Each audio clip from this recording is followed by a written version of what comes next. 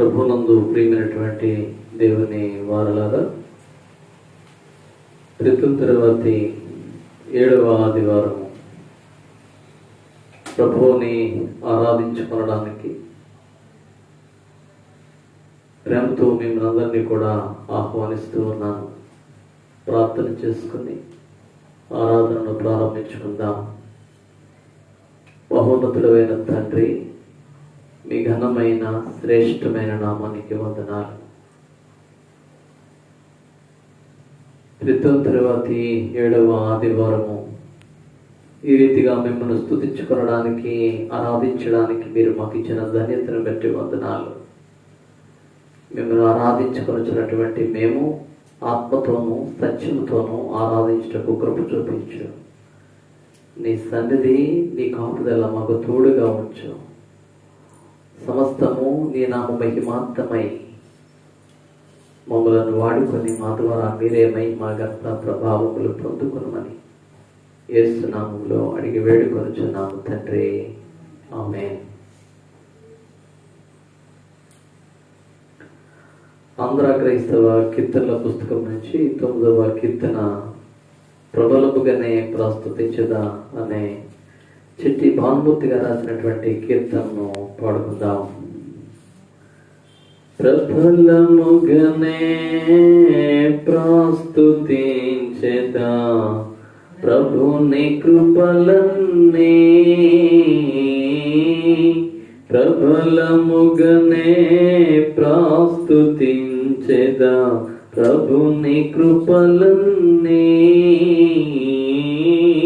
ప్రతిదినము నిన్ను ప్రచురపరచెదా, ప్రతిదినము నిన్ను ప్రచురపరచెదా ప్రభుడా నా విభుడా.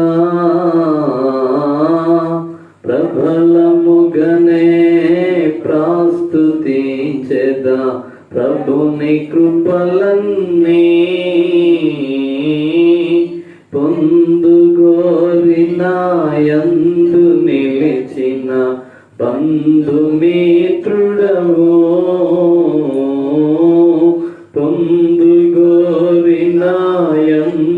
నిలిచిన బంధుమిత్రుడవు.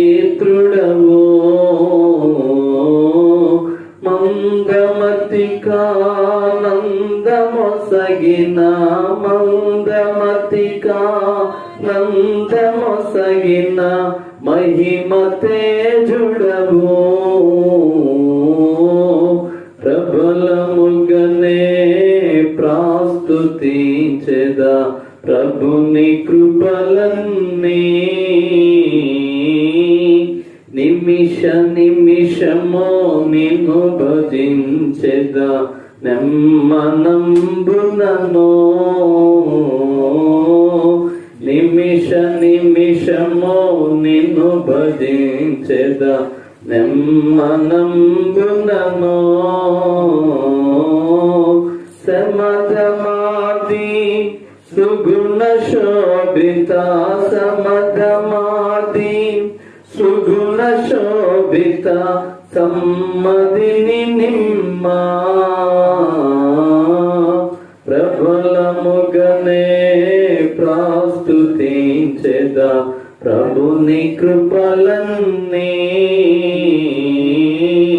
ప్రతిదినము నిన్ను ప్రచురపరచెదా, ప్రతిదినము నిన్ను ప్రచురపరచెదా ప్రభుడా నా విభుడా. ప్రబలముగానే ప్రస్తుతించెదా ప్రభుని కృపలన్నీ.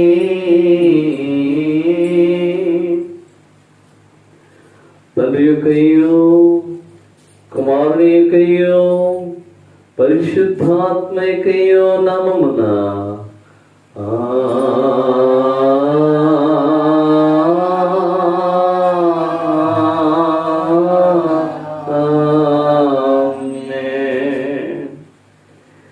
నీ వెలుగును నీ సత్యమును బయలుదేరజేయము.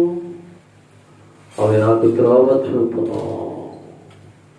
అవి నీ పరిశుద్ధ పర్వతమునకును నీ నివాస స్థలములకు నన్ను తోడుకొనవచ్చును. అప్పుడు నేను దేవుని బలిపీఠమునొద్దకు నాకు ఆనంద సంతోషములు కలుగజేయి దేవుని యొద్దకు చేరుదును. దేవా, నా దేవా, సితారా వాయించుచు నీకు కృతజ్ఞతాస్తుతులు చెల్లించదను. ప్రభునందు ప్రియులారా, యథార్థ హృదయంతో మన తండ్రి అయిన దేవుని సమీపించి ఆయన ఎదుట మన పాపం నడుపుకొని మన ప్రభు అయిన యేసుక్రీస్తు పేరిట మనకు క్షమాపణ దయచేయమని వేడుకొందుము. ప్రభువు నామములననే మనకు సహాయము కలుగుచున్నది. భూమి ఆకాశములను సృజించిన వాడు ఆయనే. ప్రభు సన్నిధిని నాయతిక్రమములు నేను ఒప్పుకొందునను కొంటేనే. నీవు నా పాపదోషము పరిహరించి మా సృష్టికర్తవు విమోచకుడు నన్ను సర్వశక్తి గల దేవా, దీనులము పాపులు మగమే స్వాభావికముగా పాపులమనయు అపవిత్రులమనయు తలపు వలన మాట వలన క్రియ వలన నీకు విరోధముగా పాపం చేస్తున్నని నీ ఎదుట ఒప్పుకొనుచున్నాము. కావున మేము మా ప్రభు అయిన యేసుక్రీస్తు నిమిత్తమున నీ కృపను వెతుకుచు వేడుకొనొచ్చు మితిలేని కనికరములను ఎత్తుకు ఆస్తి వెనుకై వచ్చుచున్నాము. మా కొరకు చనిపోవడకై నీ జనతకు కుమారునిచ్చిన మిగులు కన్నుగల దేవ, మమ్మల్ని కనికరించి ఆయన నిలుతున్న మా సమస్త పాపములకు క్షమాపణ దయచేయము. మేము నీ కృప చేత నిత్య జీవం పొందినట్లు నిన్ను గూర్చియు నీ చిత్తమును గూర్చియు సరైన జ్ఞానము నీ వాక్యము హృదయతము మైందుని పరిశుద్ధాత్మ వల్ల వృద్ధి పొందింపుమని మా ప్రభు అయిన యేసుక్రీస్తు ద్వారా వేడుకొనుచున్నాము. ఆమేన్. మన పరలోకపు తండ్రి సర్వశక్తి గల దేవుడు మనల్ని కనికరించి మన కొరకు చనిపోవడికి తన ఏక కుమారునిచ్చి ఆయన మూలమున మన పాపములన్నిటినీ క్షమించుచున్నాడు. ఆయన నామముందు విశ్వాసం ఇచ్చి వారికి దేవుని కుమారులకు అధికారం ఇచ్చు వారికి తన పరిశుద్ధాత్మను అనుగ్రహించను. నమ్మి బాప్తిస్మం పొందిన వాడు రక్షింపబడును. ఓ ప్రభువా, ఈ రక్షణ అందరికీ దయచేయము.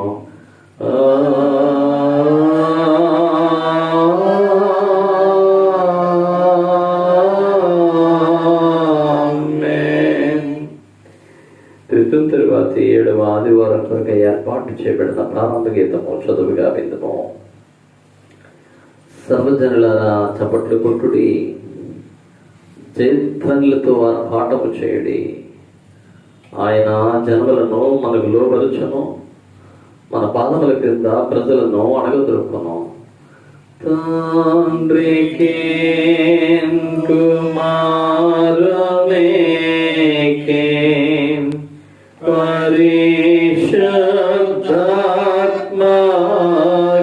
పరిశుద్ధాత్మకును ఆదియందు ఇప్పుడు ఎల్లప్పుడూ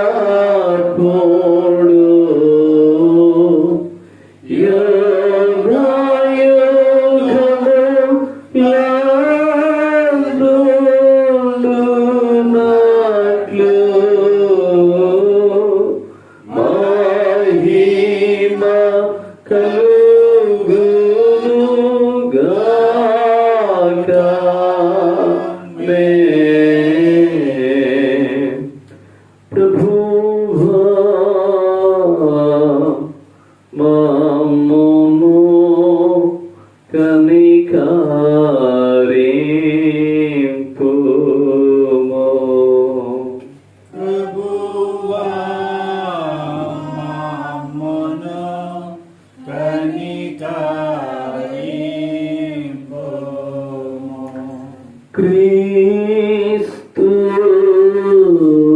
మమ్మును కనికరింపుము.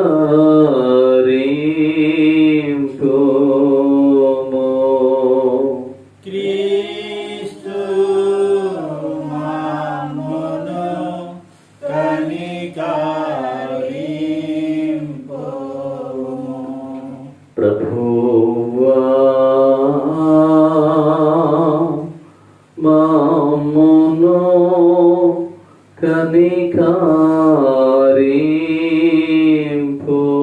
కనికరింపుము.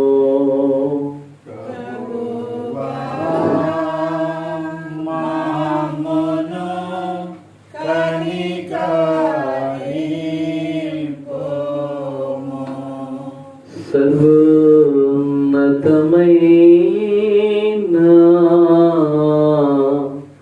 వాణిలో దేవునికి మహిమ కలుగును గాక. దేవునికి మహిమ కలుగును గాక. కలుగును ఉన్నతమైన ఘనస్థలములందున ఇలాగు సమాధానం నరులకయనదయ. ప్రభువైన దేవా పరమరాజా సర్వపరిపాల పరిపూర్ణ శాంతి గల పరమ జనకారిను మహిళ స్తుతించుచు మరి పగడుచున్నాము. మహిమా పరచుచు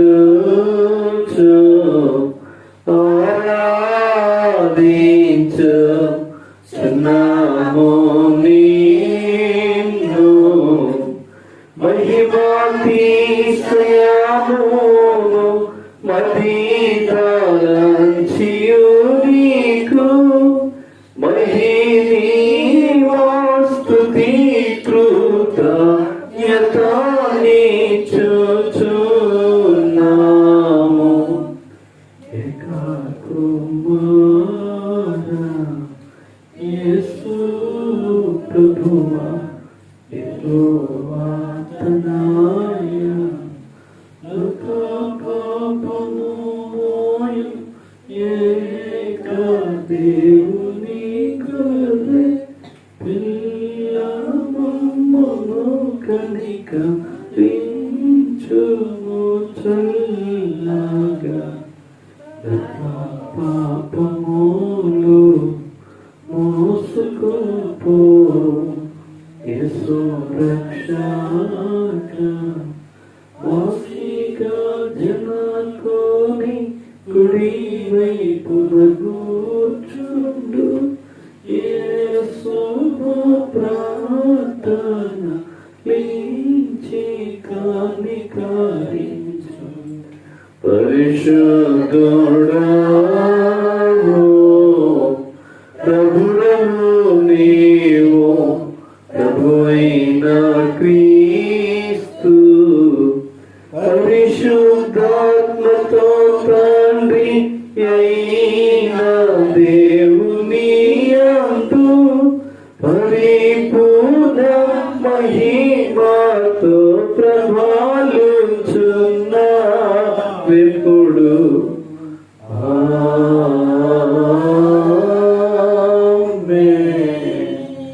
ప్రభువు మీతో నుండుగాక.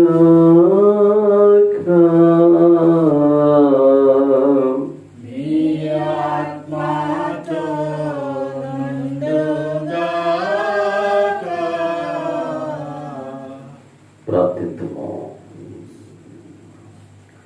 ఓ దేవా, పరలోక భూలోకములందు సమస్తము శాశ్వతమైన నీ సంరక్షణ క్రిందనే జరుగుతున్నది కనుక హానికరముకు దేనిని మా యొద్దకు రానియక లాభకరముగా మాకు అనుగ్రహింపమని నీతోనూ పరిశుద్ధాత్మతోనూ సదా ఏకదేవుడవై యవేగములు జీవించుచు పరిపాలించుచున్నట్టు నీ కుమారుడును మా ప్రభువును యేసుక్రీస్తు ద్వారా వేడుకొనుచున్నాము.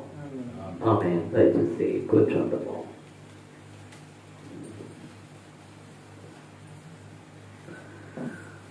క్రితం తర్వాత 7వ ఆదివారం కొరకై ఏర్పాటు చేయబడిన సువార్త పాఠ్యభాగము చదువుగా విద్యము. పరిశుద్ధుడైన మత్తయి రాసిన సువార్త 10వ అధ్యాయము 24వ వచనం నుంచి 31వ వచనం వరకు చదువుగా విద్యము. ఓ ప్రభు నీకు మహిమా కలుగుగాక.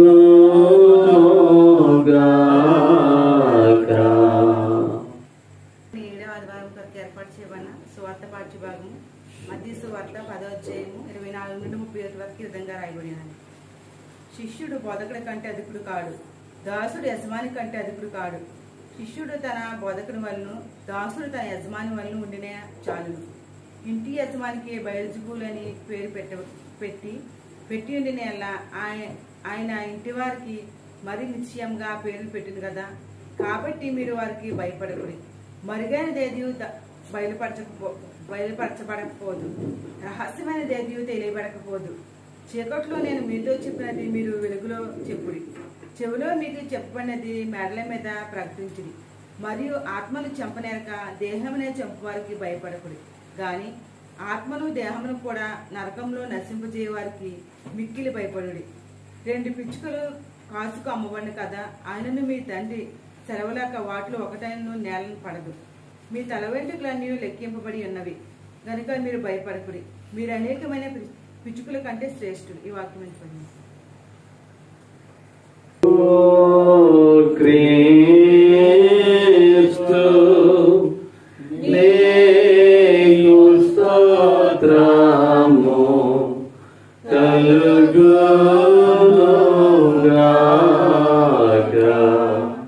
అంతటా మనం ఆ రీతిగా నిల్చుండి అపోస్తలుల విశ్వాసమును మన విశ్వాసముగా ఒప్పుకొందుము.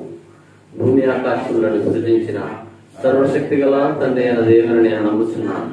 ఆయన ఏక కుమారుడును మన ప్రభువైన యేసుక్రీస్తును నమ్ముచున్నాను. ఈయన పరిశుద్ధాత్మ వలన గర్భమున నిరపబడి కన్య మరియకు పుట్టి పొద్దు పిలాతు అధికారము క్రింద శ్రమపడి సిలువ వేయబడి చనిపోయి సమాధి చేయబడనని అదృశ్యులకు దిగురని చనిపోయిన వారిలో నుండి 3వ దినమున లేచి పరలోకమునకెక్కి సర్వశక్తి గల తండ్రియగు దేవుని కుడి చేతి వైపు నా కూర్చుండి ఉన్నాడని సజీవులకును మృతులకును తీర్పు చేయుటకు అక్కడ నుండి వచ్చినని నమ్ముచున్నాను. పరిశుద్ధాత్మను నమ్ముచున్నాను. పరిశుద్ధ క్రైస్తవ సంఘము, పరిశుద్ధుల సహవాసము, పాప క్షమాపణ, శరీర పునరుత్థానము, నిత్య జీవమును ఉన్నవని నమ్ముచున్నాను. ఆమేన్. దయచేసి కూర్చొద్దుము. ఆంధ్ర క్రైస్తవ కీర్తనల పుస్తకం నుంచి 405వ కీర్తన, దేవుడే నాకు ఆశ్రయము దివ్యమైన దుర్గము అనే కీర్తన పాడుకుంటాము. దేవుడే నాకాశ్రయంబు దివ్యమైన దుర్గము మహావినోదుడా పద సహాయుడై నంద్రోచును. అభయమే కూడానందమానందమోగ దేవుడే నాకాశ్రయంబు దివ్యమైన దుర్గము. పర్వతములు కదిలిన నీయోర్వి మారు పడినను సర్వము ఘోషించుచు నీ సాంద్రము పొంగినను. అభయమే కూడానందమానందమోగ దేవుడే నాకాశ్రయంబు దివ్యమైన దుర్గము. కోతయు నాశ్రయమునై యాకోబు దేవుడుండగా ఏటికింక వెర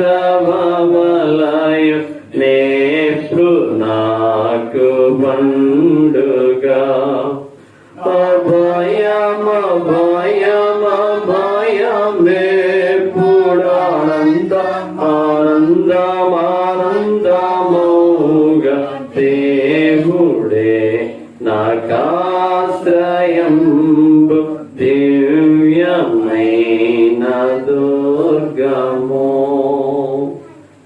మన తండ్రి అయిన దేవుని నుండి, ప్రభు అయిన యేసుక్రీస్తు నుండి కృపయు సమాధానములు మీకు కలుగును గాక. ఆమె దయచేసి కూర్చుందుము.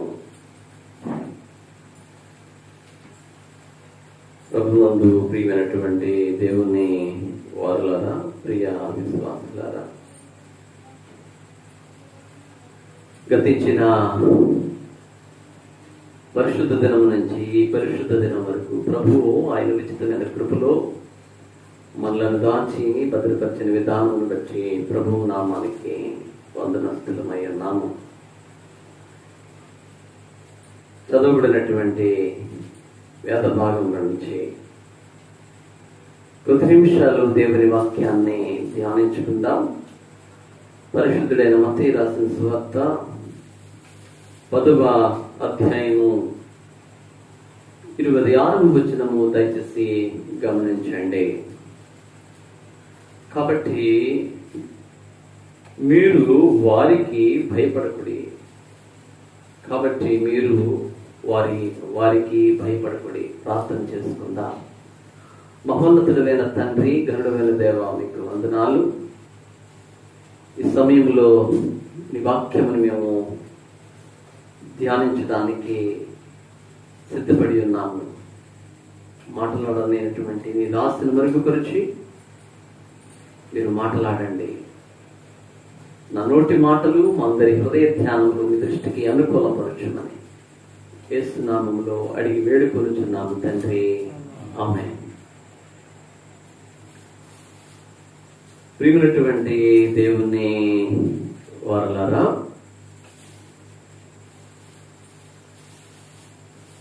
ఒకనాడు జర్మనీ దేశంలో జర్మనీ నియంత అయినటువంటి హిట్లర్ క్రైస్తవులను చాలా బాధ పెడుతూ ఉన్నటువంటి పరిస్థితి.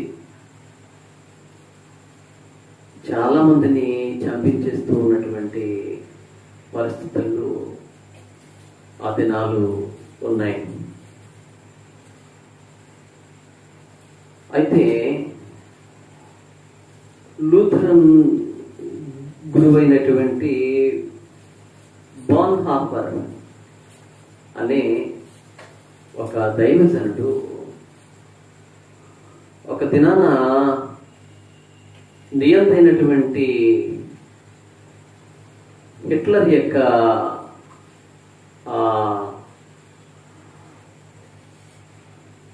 ఒక ప్రత్యేకమైనటువంటి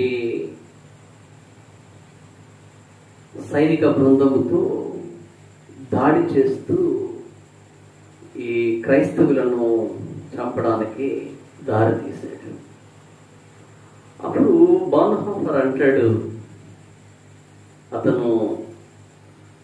అతని ఎదుర చావుంది. ఇక ఆ యొక్క బెటాలియన్ ఈయన్ని చంపుతుంది. ఇక అట్లాంటి పరిస్థితుల్లో బాన్హాఫర్ అనే ఈ గురువు ఇలా మాట్లాడుతూ ఉంటాడు. ఈ లోకంలో మనము చనిపోయి బ్రతకడము వ్యర్థము. మనము ఈ లోకములో చనిపోతాం, కానీ భౌతికమైనటువంటి చావు కాదు. కానీ ఈ లోకపరమైనటువంటి స్వార్థము, కామము, క్రోధము, మలమాత్సర్యములతో కూడినటువంటి విషయాలలో మనము చనిపోతాం. అంతేగాని క్రైస్తవునికి మాత్రము భయము అనేది వద్దు అని చెబుతూ ఉంటాడు బాన్హాఫర్.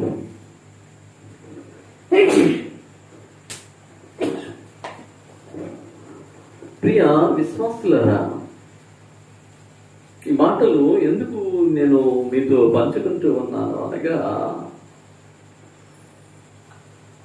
మనం ఎదుర్కొంటున్నటువంటి భయంకరమైనటువంటి ఇష్యూస్, అది వైరస్ కానీ లేకపోతే ఆర్థికపరమైనటువంటి నష్టాలు కానీ, ఆరోగ్యపరమైనటువంటి సమస్యలు కానీ, మానసికమైనటువంటి ఒత్తిడులు కానీ ఎన్నో మన మీద దాడి చేస్తూ ఉంటుంది. అంత మాత్రం చేత మనము భయపడనవసరం లేదని ఈనాటి సువార్తల మధ్య భాగంలో పరిశుద్ధుడైనటువంటి మత్తయి మాట్లాడుతూ ఉన్నాడు.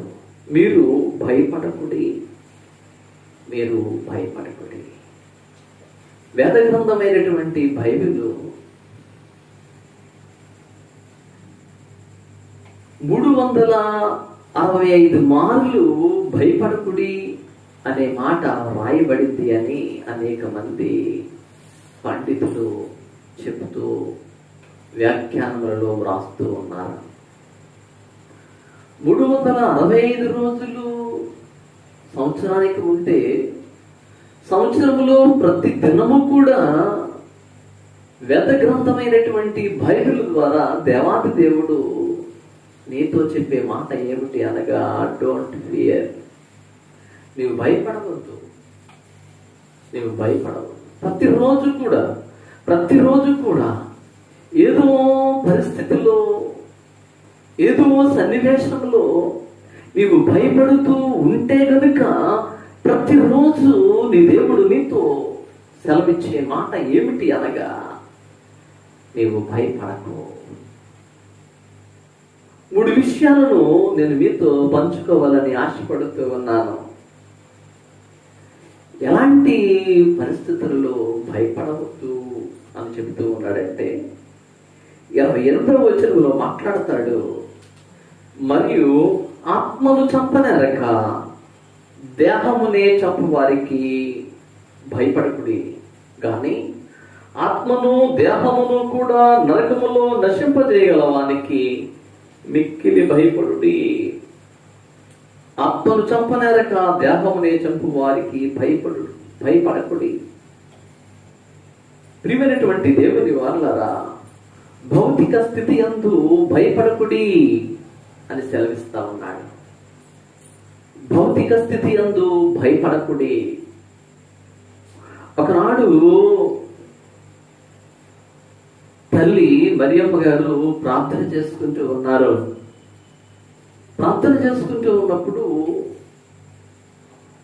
6వ నెలలో అని వ్రాయబడింది. లూకా సువార్త గ్రంథస్థం చేసిన రీతిగా గబ్రియేల్ అనే దేవతతో వచ్చి మరియమ్మతో అన్నటువంటి మాట ఏమిటి అనగా, మరియా నీకు శుభము, మరియా నీవు భయపడకు, మరియా నీవు భయపడకు. ఇవాళ నీతో కూడా నీ దేవుడు ఆయన యొక్క సేవకుల ద్వారా కావచ్చు, లేకపోతే శ్రేయోభిలాషుల ద్వారా కావచ్చు, అనేకమైన మార్లు నిన్ను బలపరుస్తూ, నిన్ను ధైర్యపరుస్తూ నేను భయపడకు అని సెలవిస్తూ ఉన్నాడు.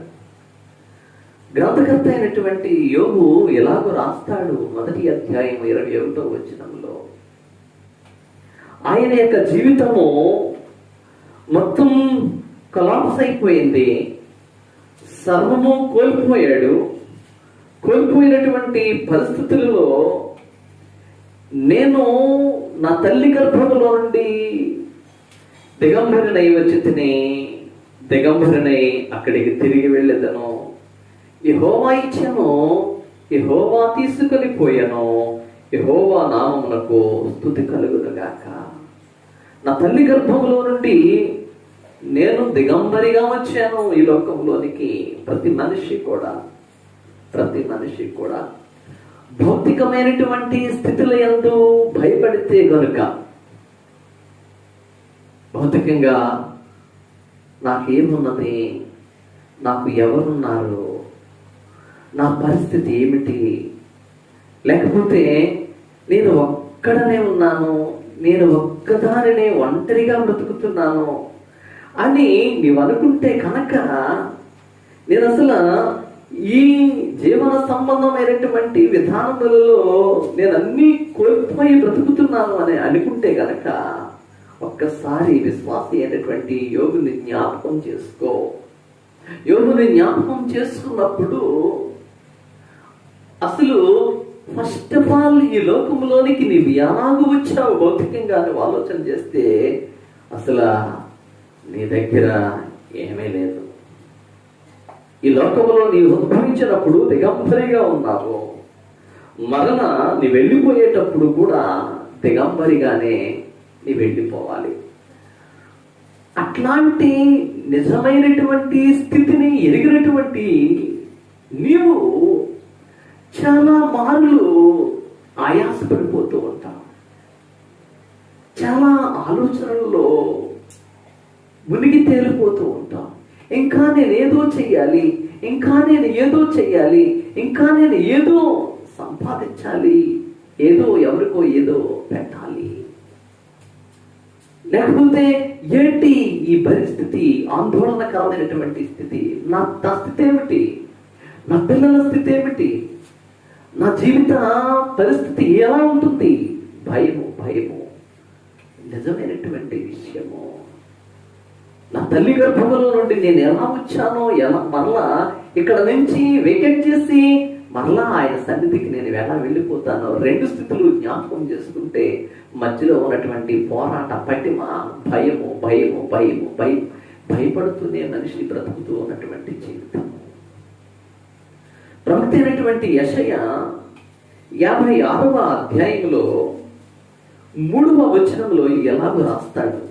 ఏమని అనగా, యెహోవాను హత్తుకొను అన్యుడు నిశ్చయముగా యెహోవా తన జనులలో నుండి నన్ను వెలివేయనని అనుకోనవద్దు.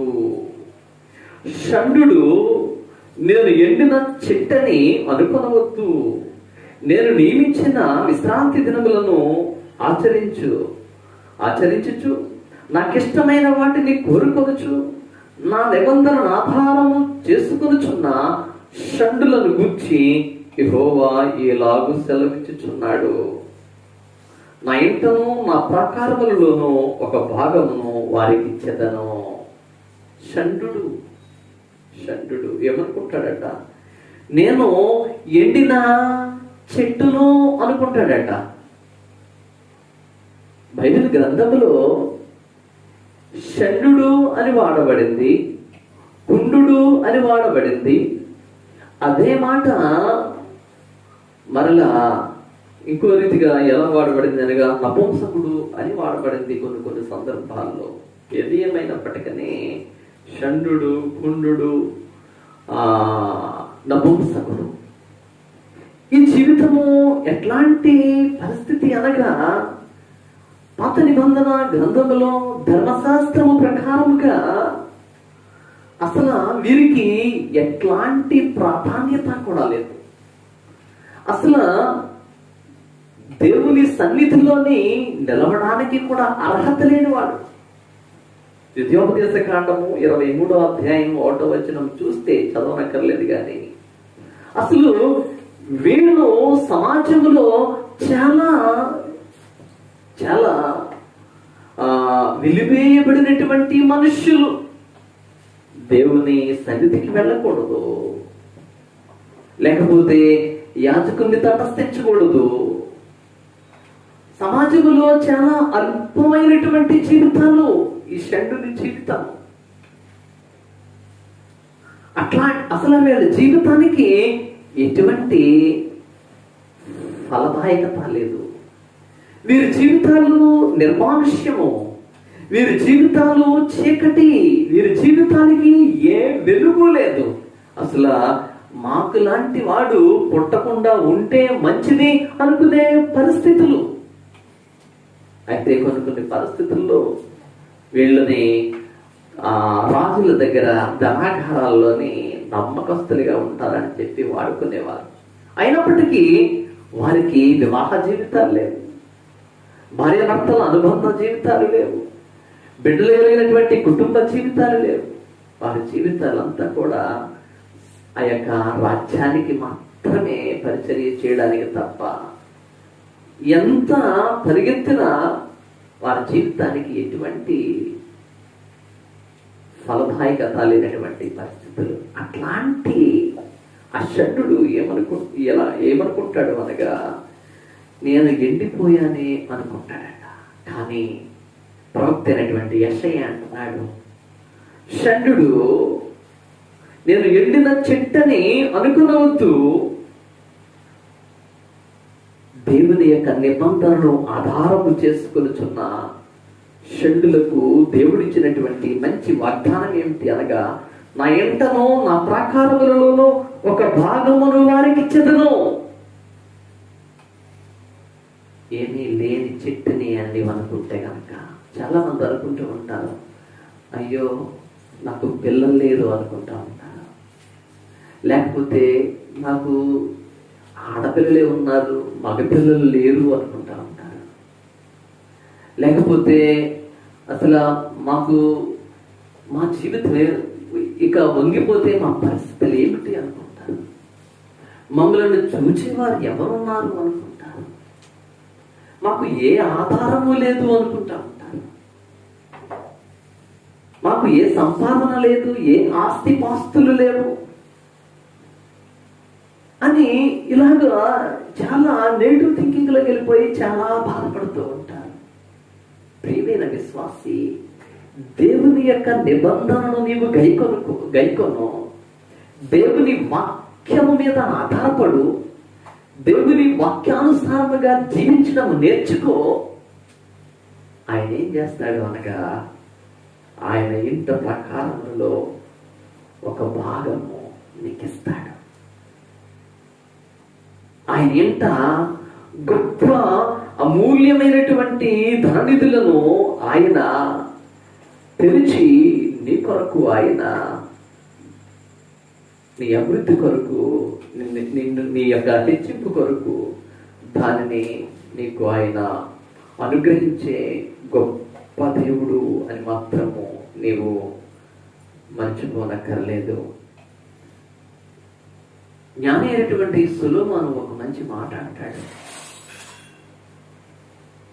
యెహోవా ఆశీర్వాదము ఐశ్వర్యమిచ్చును, నరుల కష్టము చేత అది అధికముగా కాబడదు.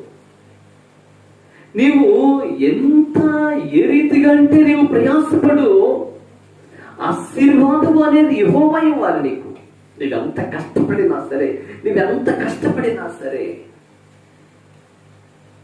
యెహోవా ఇచ్చే ఆశీర్వాదము లేకపోతే కనుక నీవెంత కష్టపడినా నీకు సమృద్ధి ఉండదు, సంతోషం ఉండదు, సమాధానం ఉండదు. ఏదో వైపున వెళ్తే నీకుంటది. అందుకనే యెహోవా ఆశీర్వాదము కావాలా. ఇక్కడ ఎండిన చెట్టు వంటి షండు గురించి మాట్లాడుతూ ఉన్నప్పుడు మరొక విషయానికి వెళ్ళినప్పుడు దేవుడిచ్చినటువంటి గొప్ప భాగ్యం ఏమిటి అనగా, అపోస్తలుల కార్యముల గ్రంథము 8వ అధ్యాయములో మనము అక్కడ ఒక నపుంసకుడిని చూస్తాం. కందాకే ధనాకారపు అధిపతి.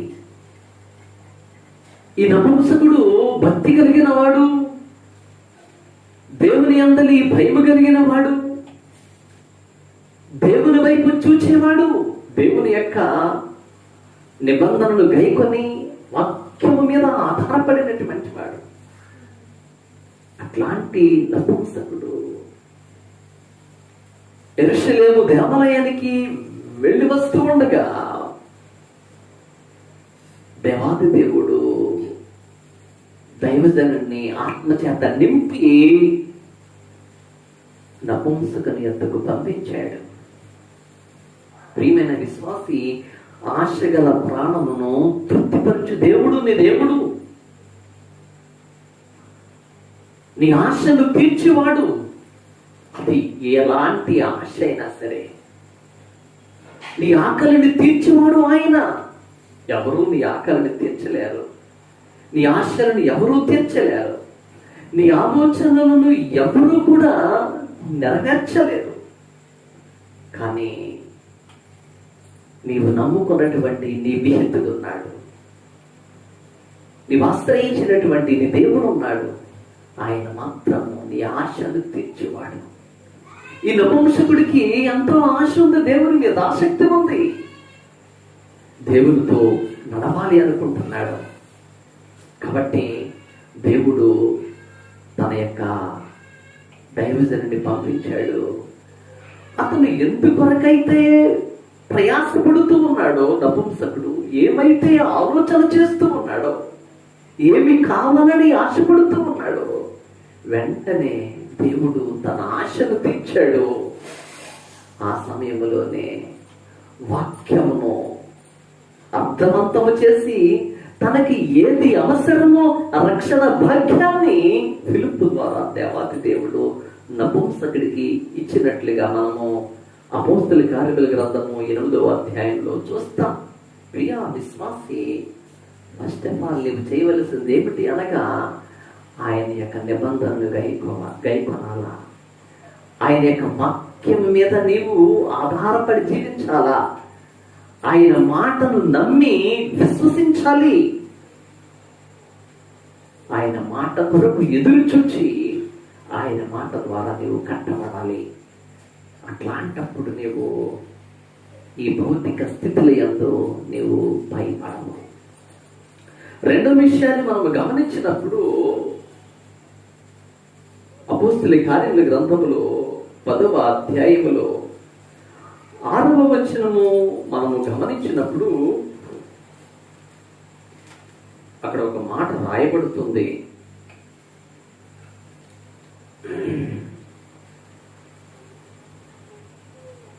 ఈనాటి పత్రిక పాఠ్యభాగము అపోస్తల కార్యముల గ్రంథము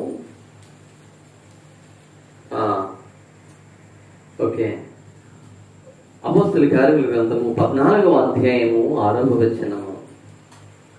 వారు ఆ సంగతి తెలుసుకొని లుకయోనియలోని పట్టణములకు లుస్త్రకును దెర్బేకును చుట్టుపట్లనున్న ప్రదేశమునకును పారిపోయి అక్కడ సువార్త ప్రకటించుచుండిరి. ప్రియమైనటువంటి దేవుని వారలారా, ఈ కొనియాలో పౌలు భక్తుడు, బర్నబా భక్తుడు ఈ యొక్క సహోదరులు సువార్తను అందిస్తూ ఉన్నటువంటి వేళ కొంచెం దాన్ని పట్టుకునే వారు ఉన్నారు, అదే రీతిగా వ్యతిరేకించేవారు కూడా ఉన్నారు. ఈ రీతిగా వీళ్ళు బలమైనటువంటి పరిచర్యను చేస్తామన్నారు. చివరికి వాళ్ళకి గొడవలు వచ్చి ఈ సువార్త ఇక్కడ ప్రకటించబడకూడదు అని చెప్పేసి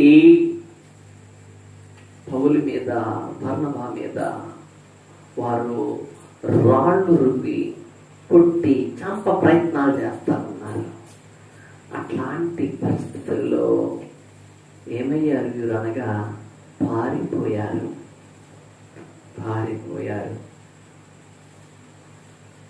ఒక విషయం చెప్తాను. రెండో విషయం,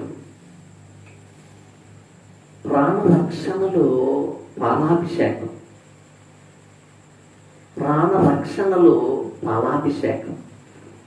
నేను ఎందుకు ఈ మాట ఉపయోగిస్తున్నాను అనగా,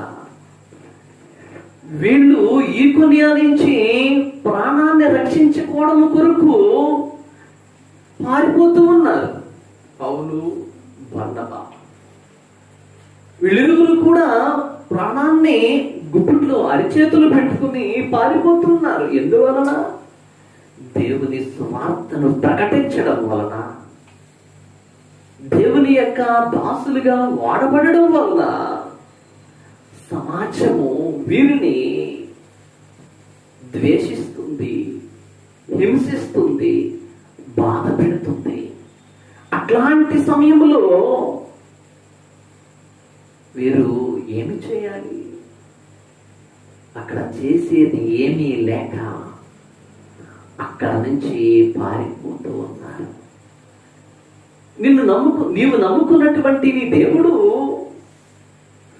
నీవు ఎలాంటి పరిస్థితుల్లో ఉన్నప్పటికీ ఆయన చిత్తానికి విధేయుడివై ఆయన ఆజ్ఞలను గైకొని ఆయన చిత్త ప్రకారము యథార్థముగా నమ్మకమైనటువంటి జీవితము నీవు జీవిస్తూ ఉన్నట్లయితే కొన్ని సందర్భాల్లో పారిపోయే పరిస్థితులు ఎదురైనప్పటికీ, ప్రాణాన్ని రక్షించుకునే పరిస్థితులు ఎదురవుతున్నప్పటికీ పాలాభిషేకము తప్పనిసరిగా దొరుకుతుంది. పాలాభిషేకము తప్పనిసరిగా జరుగుతుంది. మనందరికీ తెలుసు, ఒకనాడు దావీదు అప్పటికి ఇంకా రాజు కాలేదు, సౌలు ఇంకా బ్రతికే ఉన్నాడు. అలాంటి పరిస్థితులలో దావీదు మీద ఉన్నటువంటి ఒక గొప్ప మాట సమాజంలో ఏమిటి అనగా, సౌలు 1000 కొలది, దావీదు 10,000 కొలది అనే మాట నానుడిలో ఉంది. దాని గురించి సౌలుకి కోపం వచ్చింది, అసూయ వచ్చింది, ఈర్ష్య వచ్చింది, పగా ద్వేషము పెంచుకున్నాడు. అంతే కదా, సమాజంలో నాకన్నా ఇంకొకడు గొప్పగా ఉండకూడదు అనే ఆలోచన. క్రెడిట్ అనేది వస్తే నాకే రావాలి కానీ ఇంకొకరికి వెళ్ళకూడదు. ఏ విషయంలోనైనా సరే నాకన్నా ఇంకొకడు ఆ పేరు, ఆ ప్రఖ్యాత సంపాదించుకోకూడదు, నేను మాత్రమే దాన్ని సంపాదించుకోవాలి. దీని కొరకు చేస్తూ ఉన్నటువంటి ప్రయత్నాల్లో అనేకమైన మార్లు ఆత్మవంచన చేసుకుంటూ బ్రతుకుతూ ఉన్నటువంటి పరిస్థితులు ఉంటాయి మనుషులు. ఎవరికి వాళ్ళు క్రెడిట్, గొప్ప గొప్ప గొప్ప, నేను గొప్ప అంటే నేను గొప్ప, నేను గొప్ప అంటే నేను గొప్ప. ఒకటి మరిచిపోతాడు వెర్రి మానవుడు. ఏమిటి అనగా, నేను కాదు గొప్ప, నన్ను నడిపిస్తూ ఉన్నటువంటి నా దేవుని గొప్ప. నా దేవుడు నా ద్వారా మహిమపరచబడాలి. నేను నడుస్తూ ఉన్నాను అంటే ఆయన కృప, నేను జీవిస్తూ ఉన్నానంటే ఆయన కృప, నేను ఏమైనా చేస్తూ ఉన్నాను అంటే ఆయన దైవం మాత్రమే. అందుకనే అంటాడు భక్తుడు, మాకు కాదు యెహోవా, మాకు కాదు, నీకే సమస్త ఘనత మహిమ ప్రభావములు. ఎవరు? మనమెవరమండి?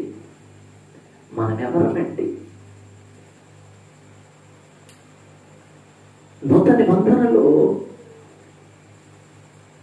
యోహాను ప్రవక్త నూతన నిబంధనకు పాత నిబంధనకు సంధికాలపు ప్రవక్త, గొప్ప ఆజ్ఞ ప్రకారముగా దేవుని యొక్క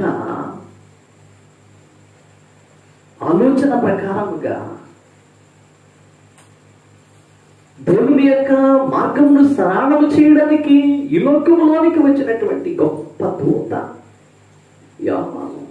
అట్లాంటి యోహాను ఏమనిపించుకున్నాడు అనగా, అడవిలోనికి ఎవరిని చూడడానికి వెళ్ళారు మీరు? గాలికి ఇటు అటు తిరుగుతూ ఉన్నటువంటి రెల్లు దగ్గరికి వెళ్ళారా మీరు? గాలికి ఇటు అటు తిరుగుతున్నటువంటి రెల్లు దగ్గరికి వెళ్ళారా మీరు అంటున్నాడు క్రీస్తు ప్రభుల వారు. ప్రియ విశ్వాసి, నీలో పటిష్టమైనటువంటి విశ్వాసము, నమ్మకము కోల్పోయి నిన్ను నీవు చూసుకుంటే ఎప్పుడు భయమే భయమే భయమే. నిన్ను నీవు చూసుకో. నీవు ఆనుకున్నటువంటి, నీవు ఆధారపడినటువంటి నీ దేవుని వైపు చూడు, నీకు భయం ఉండదు. సౌలు 1000 కొలది, దావీదు 10,000 కొలది అన్న మాట అసూయపరుడైపోయి దావీదును చంప ప్రయత్నం చేస్తూ ఉన్నప్పుడు దావీదు గాతు రాజు అయినటువంటి ఆకీషు దగ్గరికి వెళ్ళాడు. గాతు రాజు అయినటువంటి ఆకీషు దగ్గర ఆ సైనికులు అంటున్నారు, రాజా ఇతను ఎవరో తెలుసా? సౌలు 1000 కొలది, దావీదు 10,000 కొలది అని చెప్పారే, ఆ వీరుడు ఇక్కడికి ఎందుకు రానిచ్చావు గాతు వరకు ఇతన్ని? మనకి ఇతను చాలా ప్రమాదకరుడు అంటున్నాడు ఆ సైనికులు. ప్రియమైన విశ్వాసి, దావీదు ప్రాణ రక్షణ కొరకు వచ్చాడు ఇక్కడికి. కొన్ని మార్లు ప్రాణాన్ని రక్షించుకోవడం కొరకు, తనను తాను సెక్యూర్ చేసుకోవడం కొరకు దావీదు చేసినటువంటి ప్రయత్నము చూసారా?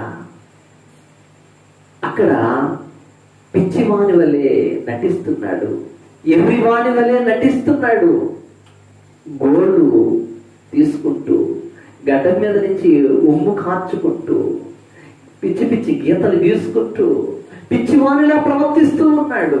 ఎందుకు అంటే పారిపోయే పరిస్థితి. అక్కడ పారిపోవలసినటువంటి పరిస్థితి. అతని సమయం ఇంకా రాలేదు.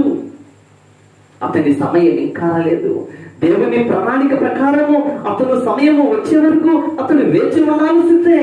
ఎన్ని అవమానాలైనా, ఎన్ని కష్టాలైనా, ఎన్ని శోధనలైనా, ఎన్ని నష్టాలైనా భరించాల్సిందే. కాబట్టి గాతులో ఆకీషు దగ్గర వెర్రివాని వల్లే ప్రవర్తిస్తూ ఉన్నాడు దావీదు. అట్లాగా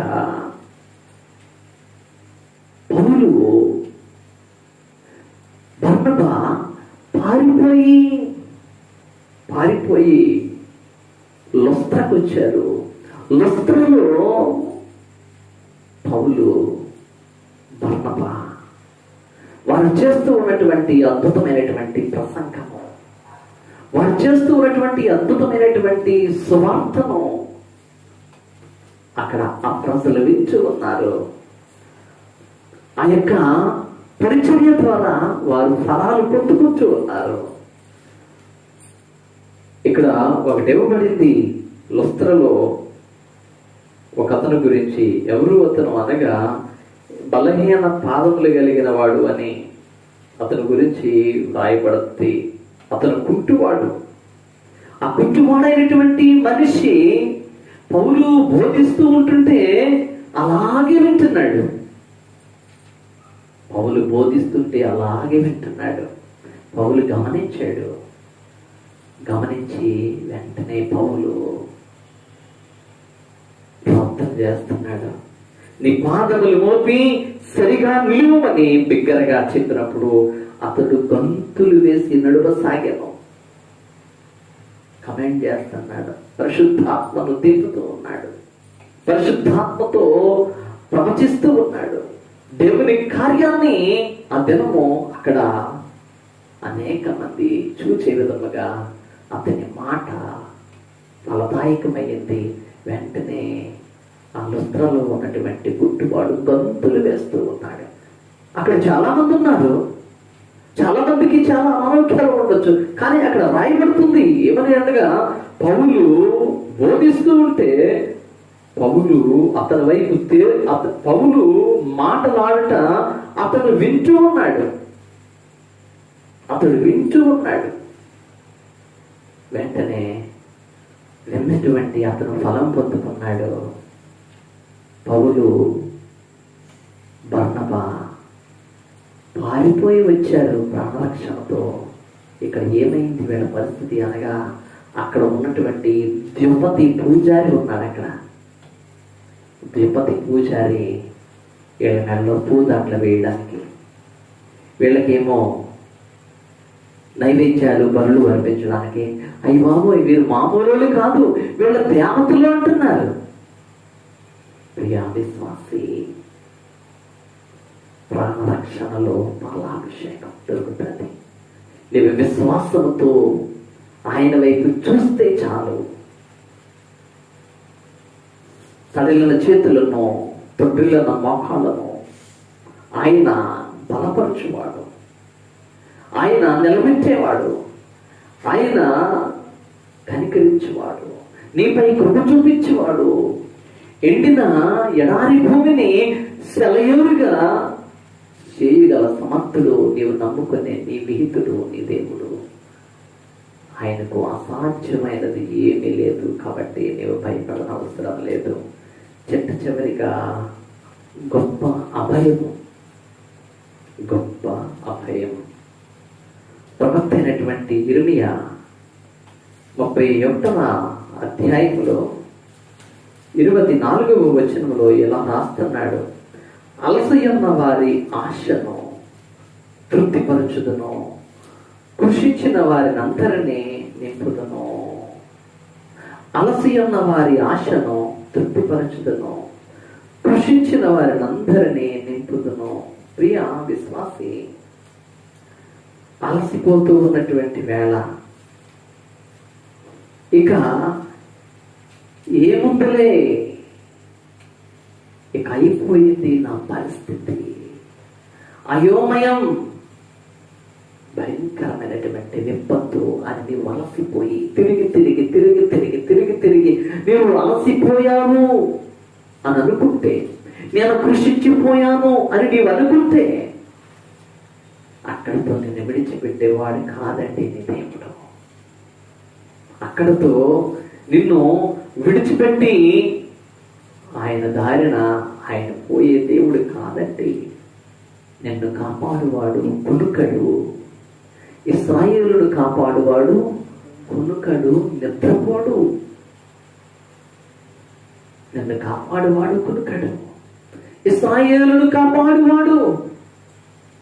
43వ సంకీర్తనలో ఒక మంచి మాట అంటాడు: ఇశ్రాయేలీయుల ఎడల, శుద్ధ హృదయుల ఎడల యెహోవా దయాళుడు.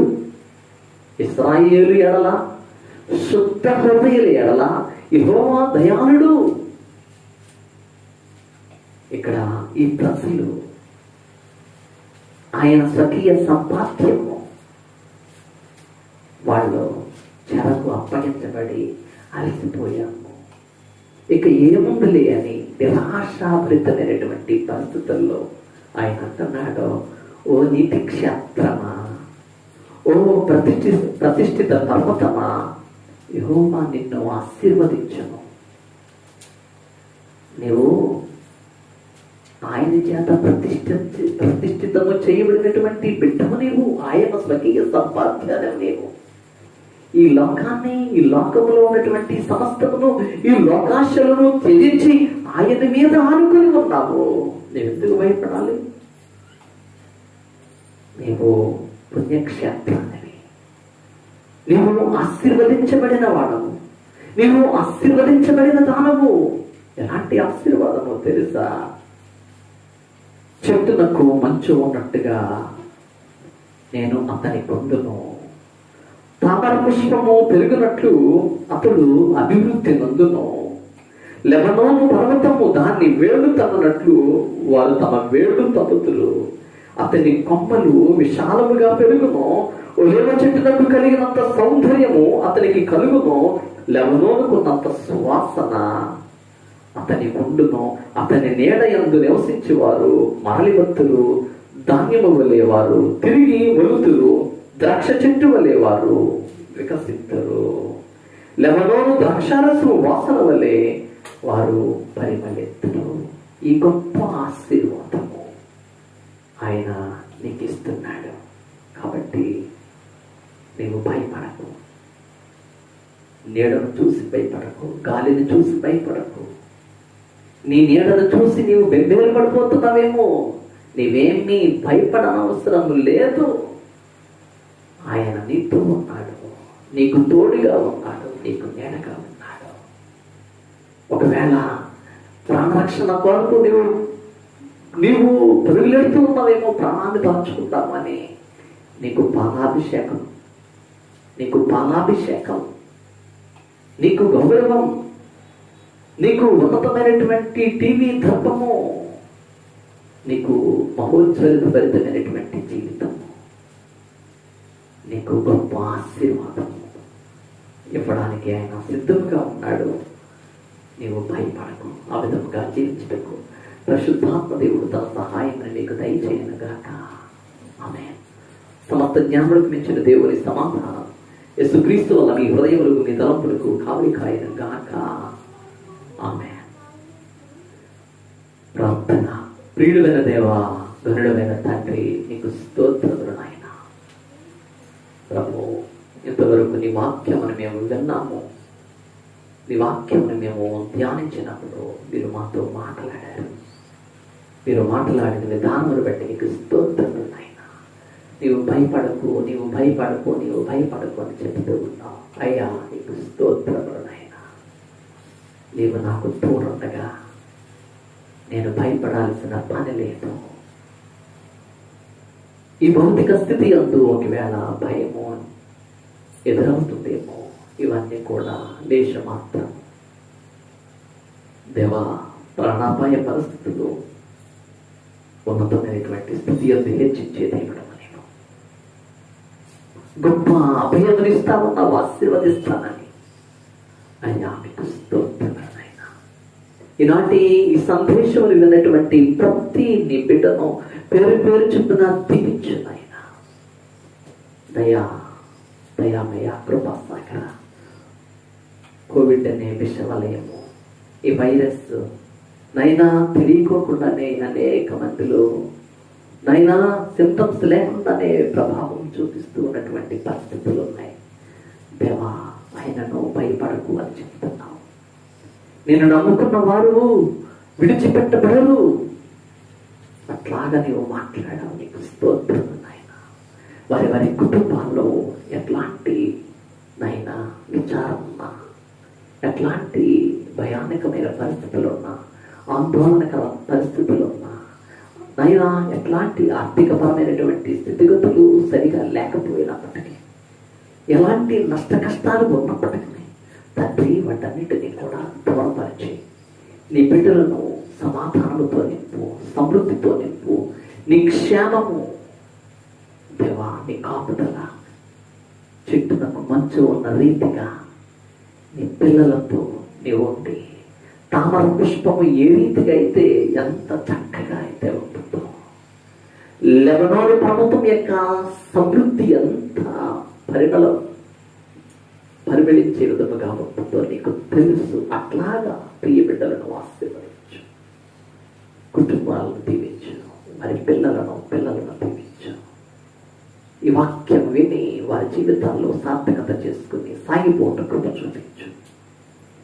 దేవా, ఈ మా విన్నపములను అంగీకరించమని మా ప్రభువును రక్షకుడైన యేసు నామములో మిక్కిలిపూర్వకంగా బ్రతములాడి వేడుకొనుచున్నాం పరమ తండ్రి.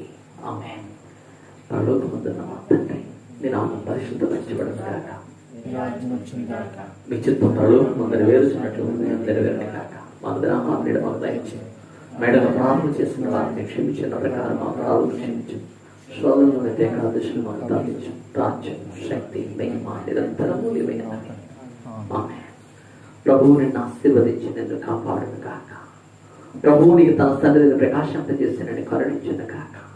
ప్రభువు నేనే తన సన్నిధి కాను ఉదయింపజేసి నీకు సమాధానము కలుగు చేయను గాక. ఆమేన్.